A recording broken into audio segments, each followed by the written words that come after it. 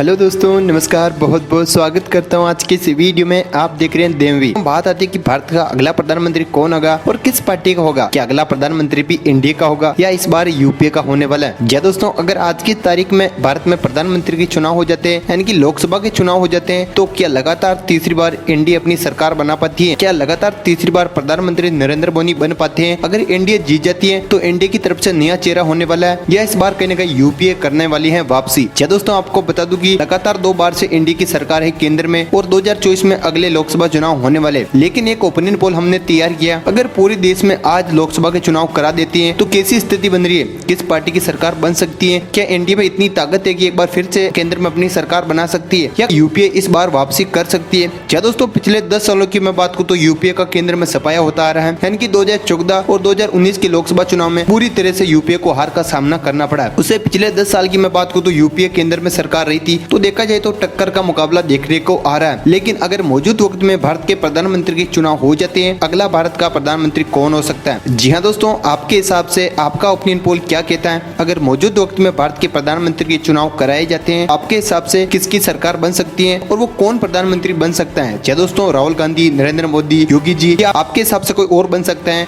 तो हमें कमेंट करके जरूर जवाब दीजिएगा। क्या दोस्तों, आज देश में क्या स्थिति है, कौन बन सकते हैं, आज किस राज्य में किस पार्टी को कितनी सीटें जा सकती हैं? जी दोस्तों, आपको बता दूं कि कई राज्यों में विधानसभा चुनाव भी आ रहे हैं और उससे भी कहीं ना कहीं जो स्थिति है वो साफ होती नजर आ रही है। जैसा कि आपको पता है कि 2022 में कई राज्यों यानी कि 5 बड़े राज्यों में विधानसभा चुनाव भी होने वाले हैं, उत्तर प्रदेश, गुजरात, पंजाब, गोवा और मणिपुर में। जी दोस्तों, और इससे पहले भी 5 बड़े राज्यों में चुनाव हो चुके हैं, तो कहीं ना कहीं जो बीजेपी की स्थिति है उसमें थोड़ी गिरावट देखने को मिल रही है। लेकिन अगर लोकसभा के चुनाव हो जाते हैं तो लोकसभा की क्या स्थिति रहती है? जी दोस्तों, इस वीडियो में हम ओपिनियन पोल जानने वाले हैं। आखिरकार ओपिनियन पोल के हिसाब से किसकी सरकार बन रही है, देश की स्थिति क्या कहती है, क्या किसान आंदोलन का असर लोकसभा चुनाव में देखने को मिलेगा या नहीं मिलेगा, मोदी सरकार जिस तरह से महंगाई को कंट्रोल नहीं कर पा रही है उसका असर भी देखने को मिलेगा या नहीं मिलेगा, क्या इसका फायदा यूपीए को मिलने वाला या नहीं मिलने वाला, पूरी की पूरी जो ओपिनियन पोल है यानी कि जानकारी है आप तक इस वीडियो में पूरी डिटेल से मिल जाएगी। आपको इस वीडियो को आखिरी तक जरूर वॉच करना है। तो चलिए दोस्तों, देखते हैं कि आखिरकार किसकी सरकार बनती है, ओपिनियन पोल किसके पक्ष में जाता है। दोस्तों, इस वीडियो को पूरा देखने के बाद आप ही अपनी राय इस वीडियो के कमेंट बॉक्स में जरूर दीजिएगा कि आपके हिसाब से ये ओपिनियन पोल कितना सही है, कितना सटीक है। यानी कि सभी राज्य की हम टोटल लोकसभा सीटों की बात करने वाले हैं कि इतनी सीटें हैं तो किसके खाते में जा सकती हैं, किसके खाते में नहीं जा सकती है। तो दोस्तों, वीडियो की शुरुआत करते हैं, लेकिन उससे पहले आपसे एक रिक्वेस्ट करता हूँ, अभी तक आपने इस चैनल को नहीं किया सब्सक्राइब तो फटाफट से चैनल को सब्सक्राइब कर देना है और वीडियो को कर देना है लाइक, ठीक है ना। आगे बढ़ते हैं वीडियो, लेकिन आपसे एक क्वेश्चन पूछना चाहूंगा कि प्रधानमंत्री नरेंद्र मोदी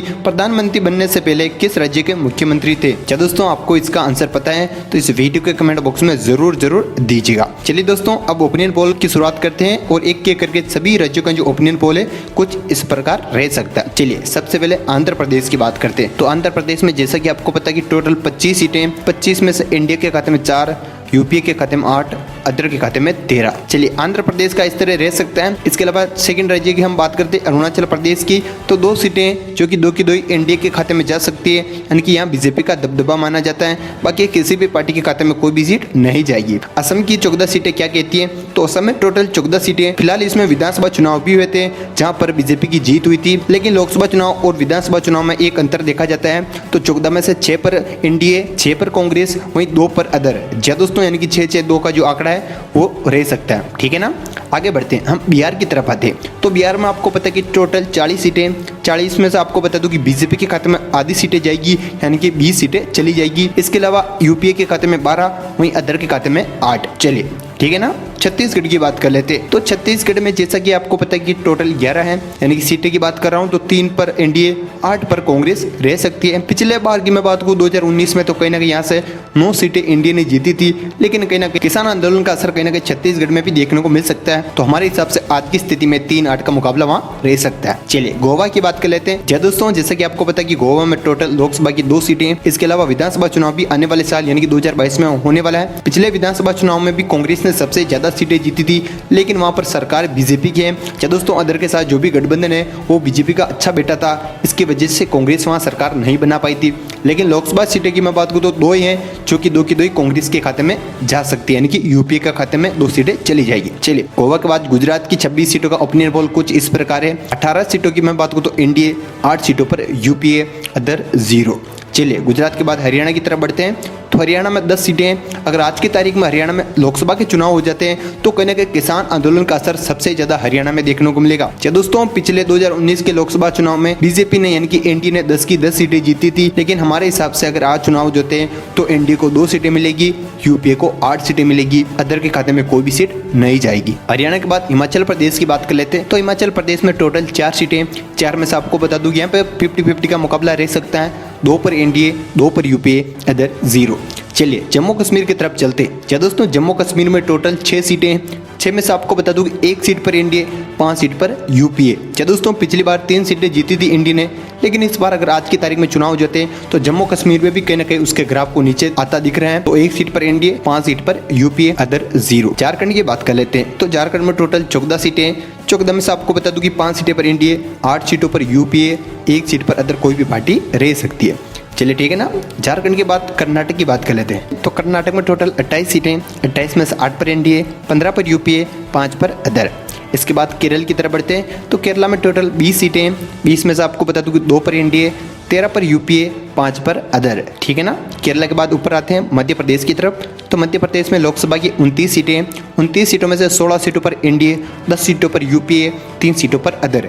क्या दोस्तों, मध्य प्रदेश में आपको पता कि किसान आंदोलन काफ़ी फैला था, तो जिसका असर कहीं ना कहीं किसान नाराज है, क्योंकि बड़ी संख्या में मध्य प्रदेश में किसान वोट बैंक है, तो कहीं ना उसका असर यहाँ देखने को मिल सकता है। चलिए दोस्तों, महाराष्ट्र की तरफ बढ़ते हैं। तो महाराष्ट्र में टोटल 48 सीटें लोकसभा की। 48 सीटों में से 16 सीटों पर एनडीए, 26 सीटों पर यूपीए, वहीं 6 सीटों पर कहीं ना कहीं अदर आ सकती है। जैसा कि आपको पता कि विधानसभा चुनाव में शिवसेना और बीजेपी अलग अलग हो गई थी, यानी कि मुख्यमंत्री के चेहरे को लेकर भिड़ गई थी, तो जिसका असर लोकसभा चुनाव में देखने को मिल सकता है। इनकी कहीं ना कहीं शिवसेना एनडीए से अलग भी हो सकती है। क्या दोस्तों, इसके हिसाब से एनडीए के खाते में 16, वहीं यूपी के खाते में 26, अदर के खाते में 0।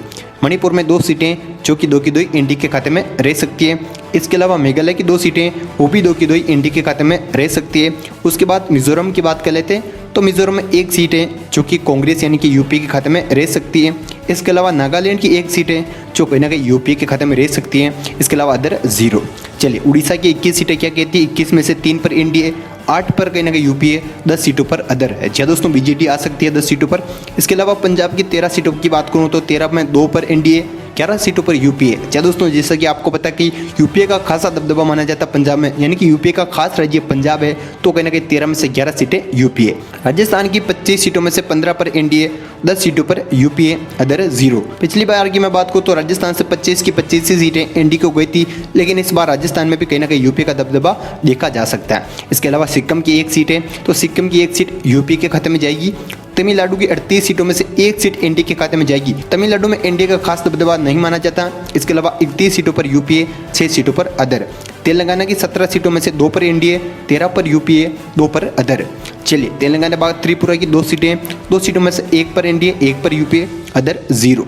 उत्तर प्रदेश की बात कर लेते हैं। तो उत्तर प्रदेश में सबसे ज़्यादा लोकसभा की सीटें 80 में से 33 पर एनडीए, यानी कि कहीं ना कहीं ग्राफ नीचे आ रहा है। पिछले 2019 में 62 सीटें जीती थी। इसके अलावा यूपीए 15, अदर 32। क्या दोस्तों, अदर में बीएसपी, एसपी ऐसी पार्टियां आती हैं, तो कहीं ना कहीं अच्छी खासी सीटें वहां से ले जा सकती है। उत्तराखंड की बात कर लेते हैं। तो उत्तराखंड में 5 सीटों में से 2 पर एनडीए, 3 पर यूपीए, अदर 0। वेस्ट बंगाल की बात कर लेते हैं। तो वेस्ट बंगाल में किस तरह से कहीं ना कहीं बीजेपी और टीएमसी में कांटे की टक्कर देखने को मिलती है।